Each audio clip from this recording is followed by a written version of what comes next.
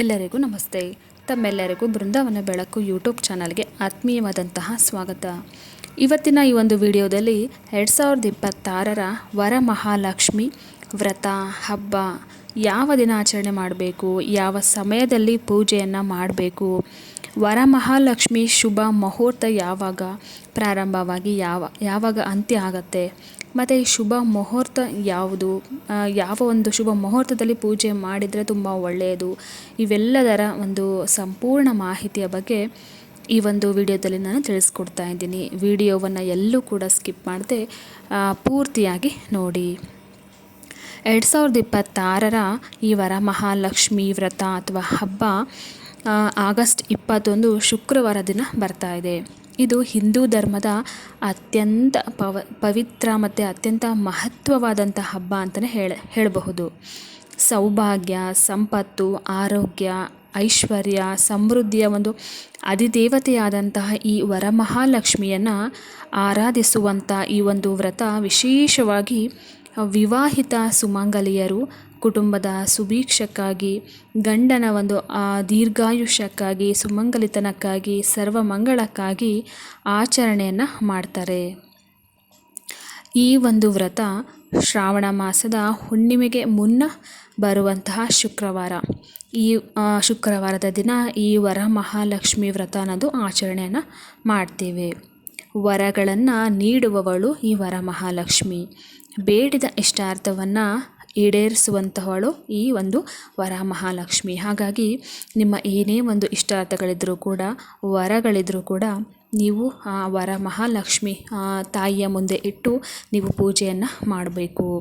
ಈ ಪವಿತ್ರ ದಿನ ತಾಯಿ ಮಹಾಲಕ್ಷ್ಮಿ ವರಮಹಾಲಕ್ಷ್ಮಿಯನ್ನು ಭಯ, ಭಕ್ತಿ, ಪ್ರೀತಿಯಿಂದ ಪೂಜಿಸೋದ್ರಿಂದ ಅಷ್ಟಲಕ್ಷ್ಮಿಯ ಒಂದು ಕೃಪೆ ನಿಮಗೆ ದೊರೆಯುತ್ತೆ. ಕುಟುಂಬದಲ್ಲಿ ಸುಖ, ಶಾಂತಿ, ಧನ, ಸಂಪತ್ತು ಅನ್ನೋದು ವೃದ್ಧಿ ಆಗ್ತಾ ಹೋಗುತ್ತೆ.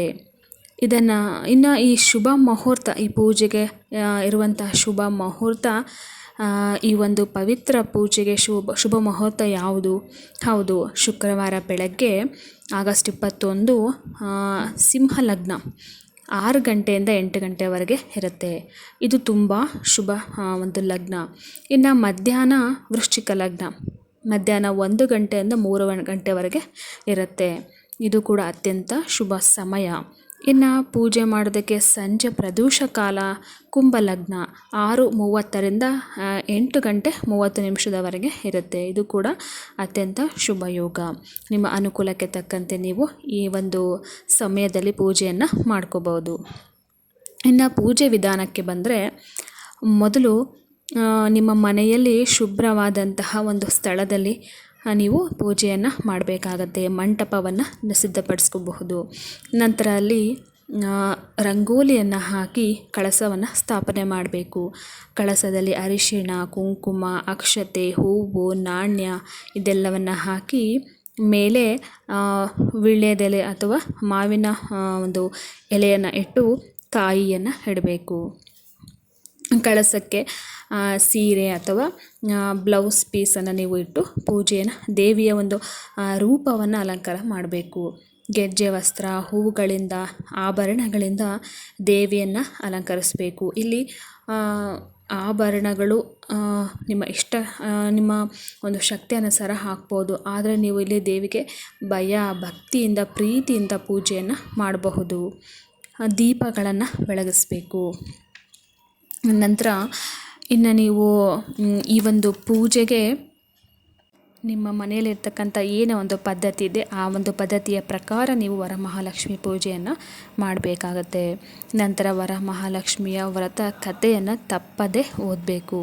ನಂತರ ಮಹಾಲಕ್ಷ್ಮಿಯ ಅಷ್ಟೋತ್ತರ ಶತನಾಮಾವಳಿ, ಲಕ್ಷ್ಮೀ ಸ್ತೋತ್ರ ಮತ್ತು ಈ ಸಹಸ್ರನಾಮಗಳನ್ನು ದೇವಿಗೆ ವಿಶೇಷವಾಗಿ ನೀವು ಹೇಳ್ತಾ ಹೋಗಬೇಕು.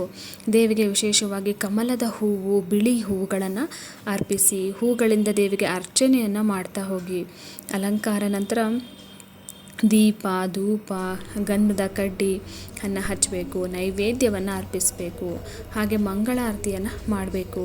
ತುಪ್ಪದ ದೀಪಗಳನ್ನು ಬೆಳಗಿಸಿ. ನಂತರ ಲಕ್ಷ್ಮೀ ದೇವಿಗೆ 9 ಎಳೆಯ ಹಳದಿ ಅಥವಾ ಕೆಂಪು ದಾರವನ್ನು ಬಲಗೈಗೆ ಕಟ್ಕೊಳ್ಬೇಕು. ಇದು ಸೌಭಾಗ್ಯ ಮತ್ತು ಲಕ್ಷ್ಮಿಯ ಒಂದು ದೇವಿಯ ಒಂದು ಕೃಪೆಯ ಸಂಕೇತ ಅಂತಲೇ ಹೇಳ್ಬೋದು. ಹಾಗೆ ಮಹಾಲಕ್ಷ್ಮಿಗೆ ಇಷ್ಟವಾದಂಥ ಸಿಹಿ ಪದಾರ್ಥಗಳನ್ನು ಹೋಳಿಗೆ, ಪಾಯಸ, ಕಜ್ಜಾಯ ಸಿಹಿ ಪದಾರ್ಥಗಳನ್ನು ನೀವು ಅರ್ಪಿಸಬೇಕು. ತೆಂಗಿನಕಾಯಿ, ಹಣ್ಣು ಮತ್ತು ಇನ್ನಿತರ ಸಿಹಿ ತಿಂಡಿಗಳನ್ನು ಅರ್ಪಿಸಬೇಕು. ಹೀಗೆ ವರಮಹಾಲಕ್ಷ್ಮಿ ವ್ರತವನ್ನು ಶ್ರದ್ಧೆ ಭಕ್ತಿಗಳಿಂದ ಮಾಡಿದರೆ ಐಶ್ವರ್ಯ, ಸುಖ, ಆರೋಗ್ಯ, ಸಂಪತ್ತು ಲಭಿಸುತ್ತೆ. ತಪ್ಪದೇ ಪೂಜೆಯನ್ನು ಮಾಡಿ ನಿಮ್ಮ ಮನೆಯಲ್ಲಿರ್ತಕ್ಕಂಥ ಏನೇ ಸಂಕಷ್ಟಗಳಿದ್ರೂ ಕೂಡ ತಾಯಿಯ ಮುಂದೆ ಇಟ್ಟು ನೀವು ಬೇಡ್ಕೊಳ್ಳಿ. ಹಾಗೆ ಕುಟುಂಬದಲ್ಲಿ ಸುಖ ಅನ್ನೋದಿರುತ್ತೆ, ಶಾಂತಿ ಅನ್ನೋದು ಲಭಿಸುತ್ತೆ, ಸೌಭಾಗ್ಯ ಅನ್ನೋದು ವೃದ್ಧಿ ಆಗ್ತಾ ಹೋಗುತ್ತೆ. ಹಾಗೆ ಸಂತಾನ ಭಾಗ್ಯ, ಯಾರಿಗೆ ಈ ಸಂತಾನ ಇರೋದಿಲ್ಲ ಅವರು ಕೂಡ ದೇವಿಯ ಮುಂದೆ ಬೇಡ್ಕೊಂಡು ಪೂಜೆಯನ್ನು ಮಾಡಿದ್ರೆ ಸಂತಾನ ಭಾಗ್ಯ ಅನ್ನೋದು ಸಿಗುತ್ತೆ, ಸಮೃದ್ಧಿ ಅನ್ನೋದು ಹೆಚ್ಚಾಗ್ತಾ ಹೋಗುತ್ತೆ. ಹಾಗೆ ಏನೇ ನಿಮ್ಮ ಮನೋಕಾಮನೆಗಳು ಏನೇ ಇದ್ದರೂ ಕೂಡ ಪೂರ್ಣಗೊಳ್ಳುತ್ತೆ. ನೋಡಿದ್ರಲ್ಲ ಸ್ನೇಹಿತರೆ, ಇವತ್ತಿನ ಈ ಒಂದು ವಿಡಿಯೋ ನಿಮಗೆ ಉಪಯುಕ್ತ ಅಂತ ಅನಿಸಿದರೆ, ಇಷ್ಟ ಆಗಿದ್ದರೆ ನನ್ನ ವಿಡಿಯೋಗೆ ಲೈಕ್ ಮಾಡಿ, ಶೇರ್ ಮಾಡಿ, ಹಾಗೆ ಸಬ್ಸ್ಕ್ರೈಬ್ ಮಾಡೋದನ್ನು ಮರಿಬೇಡಿ. ಮುಂದಿನ ಒಂದು ವಿಡಿಯೋದೊಂದಿಗೆ ಮತ್ತೆ ನಿಮ್ಮನ್ನು ನಾನು ಭೇಟಿಯಾಗ್ತೀನಿ. ಅಲ್ಲಿಯವರೆಗೂ ಧನ್ಯವಾದಗಳು.